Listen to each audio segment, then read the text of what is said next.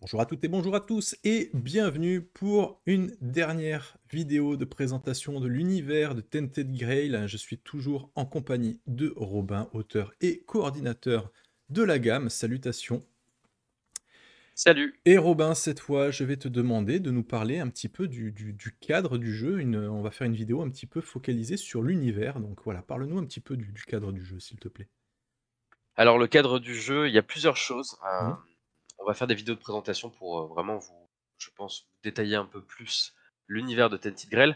En tout cas, ce que je peux vous dire là, c'est que, à travers les jeux de plateau, en fait, la chronologie de Tented Grail, elle existe déjà. Elle s'étend sur près d'un millénaire, mhm. et nous, un petit peu, la chance qu'on a eue, on a travaillé en étroite collaboration avec Awaken Realms, Mhm. qui nous a laissé la possibilité, voilà, de laisser notre empreinte sur l'univers et la timeline de Tented Grail en nous donnant un cadre chronologique où on a pu raconter notre histoire. Concrètement, ce cadre, en fait, il se passe 100 ans après les événements qui sont dépeints dans le premier jeu de plateau, donc qui est la chute d'Avalon. Ok. Et on a eu l'occasion, au travers du jeu de rôle, d'aborder donc une période dans l'histoire d'Avalon qui n'a jamais été traitée par le passé et qui va nous offrir l'occasion, voilà, de développer nos propres histoires, d'apporter certaines problématiques et surtout de répondre à des questions peut-être laissées en suspens ou qui sont abordées dans d'autres extensions. Ok, donc a priori, il n'y aura pas de problème de cohérence entre le lore du jeu de plateau et ce qu'on va proposer dans le jeu de rôle Tented Grail. Non, parce que, d'une part, comme dit, on a travaillé main dans la main avec Awaken Realms, donc les Mhm. les auteurs nous ont accompagnés tout au long du processus et ont pu, valider le travail qu'on a mené ensemble et surtout, ce qu'il faut bien voir, c'est que, l'histoire de Tainted Grail, elle n'est pas Mhm. du tout monolithique, hein. C'est pas une histoire linéaire qui est gravée dans le marbre. Dans les jeux de plateau, les joueurs ont la capacité de peser sur les événements et de privilégier certaines Ok. options, d'orienter le cours de l'histoire. Mhm. Donc il faut bien se dire que 100 ans plus tard, l'île d'Avalon, elle a évolué elle aussi et il y a plusieurs, options, possibles, plusieurs histoires et trames, narratives qui se sont dessinées et qu'on aborde au travers de nos jeux Mm. de rôle. D'accord. Et en plus de toute façon, lors de la session 0, les PJ vont pouvoir choisir certaines choses, ce qui fait que l'histoire ne sera jamais Tout à la fait, même de manière générale. Très bien. exactement, ouais. Qu'est-ce qu'on joue comme personnage dans Tented Grail? C'est quoi le type de héros qu'on peut interpréter? Alors, on peut jouer beaucoup de choses, il y a pas de système de classe, mais nous, on Ok. a ce qu'on appelle des fonctions, donc c'est plutôt un petit peu, le rôle social, économique que tient le personnage. Ce que je peux dire par contre, c'est que fondamentalement, vous incarnez des survivants. Ok.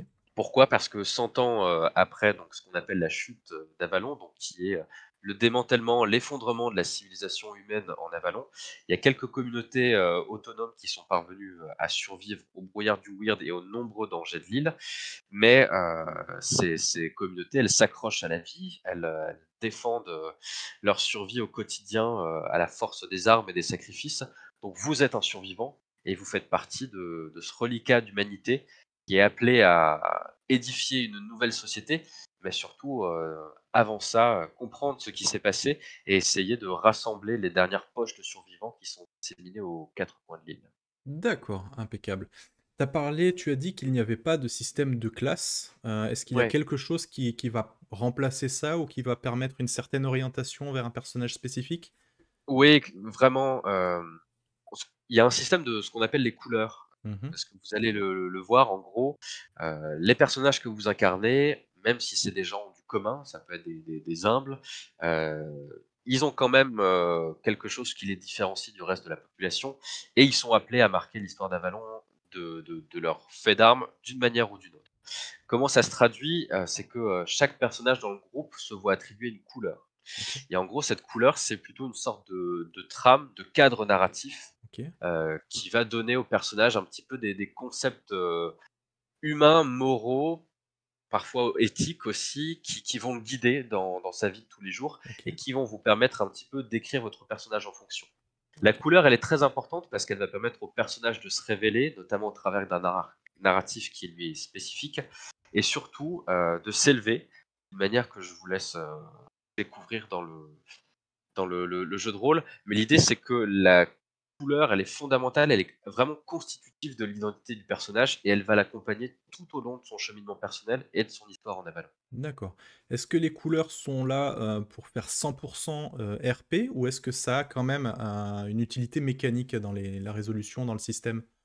Alors, c'est déjà un outil narratif fort comme tu as pu le Mmh, dire, mais il y a aussi une mécanique, d'accord. particulière qui sous-tend tout ça, à savoir que si vous agissez vraiment en adéquation avec les principes de vos couleurs, que, à l'inverse, vous choisissez de vous y opposer, il y a vraiment des mécaniques qui vont se mettre en place et votre personnage va évoluer dans un sens ou dans l'autre.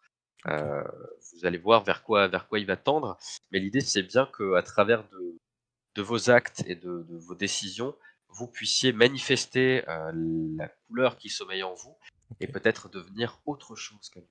ça marche. Et si tu étais une couleur dans Tainted Grail, tu jouerais quoi toi, tiens, par exemple?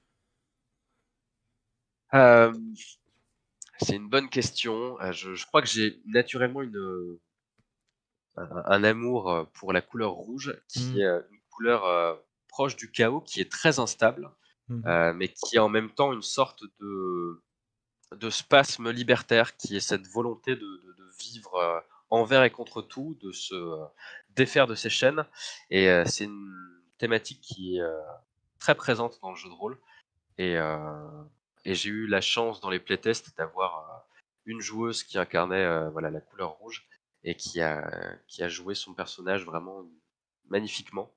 Donc voilà, je dirais la Super. couleur rouge. Eh ben, j'aurais probablement dit la même chose, tu vois?